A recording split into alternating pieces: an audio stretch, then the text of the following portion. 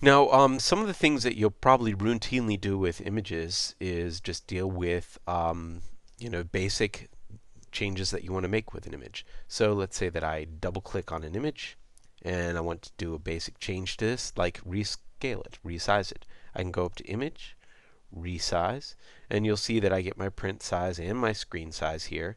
Of course, since we're going to be doing most of the stuff for the web, we're going to deal with just the screen size, which is our pixel dimensions, and I can change whatever dimension that I want to the number that I want.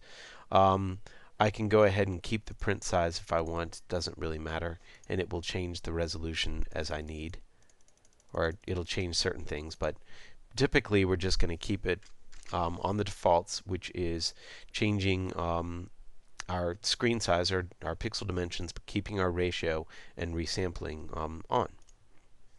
So you can see that I've just scaled down that image, and now I'm ready to save it.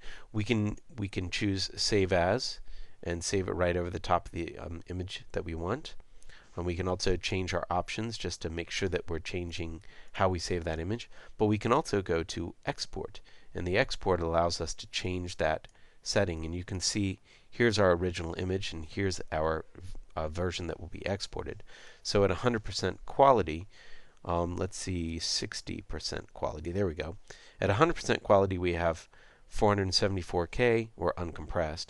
At the 60% quality, we're going to be saving it as a 61K file. So you can see we've changed a lot of size there. We can also choose different types of file formats that we might want to export to. But of course, we'll be using JPEGs, GIFs, or GIFs, and PNGs most of the time. So that's why those are usually the first three there. Anyway, you can choose Save, and it will come up with a dialog box, and then of course you could rename it when you save out your image. So that's quite easy. Now there are other things that you can do. You can crop. If you just click and drag on the image, you'll see that you come up with a basically a free transform dialog here that you can move around, and then when you're ready, choose crop. Then you can go back to your image and check out your image size and then make things more appropriate. Maybe this is 500 by 300. Let's say I did want it by 300. So we can go to canvas size, and we can change things just like we do in the other one, 500 by 300, and it will actually crop that, just like in Photoshop. So we don't actually have to go to Photoshop to be able to do routine things. We do have things like filters as well that we can apply. We've got different effects that we can apply if we really want to. Enhancing focus. If we apply that to the image, you'll see that we can see what that looks like.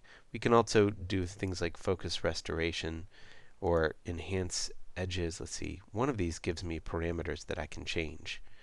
You can see that they do different amounts of focus, but this is basically that unsharp mask filter that we've applied other times. And there's a lot of other ones as well.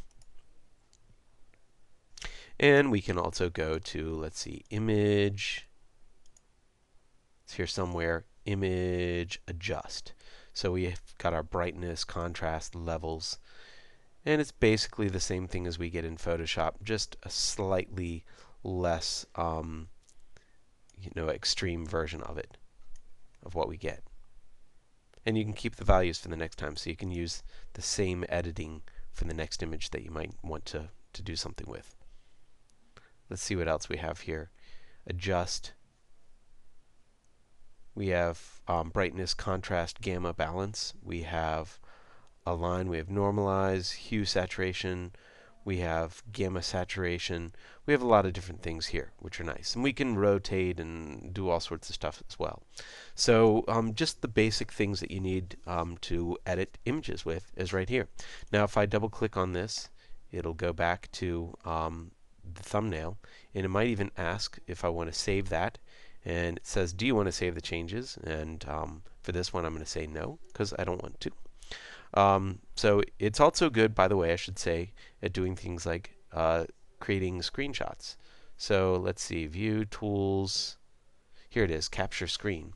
So you can do a screenshot and jumping out of the application, and then edit that screenshot in here. And this helps you kind of do that. And let's go on to the next tutorial.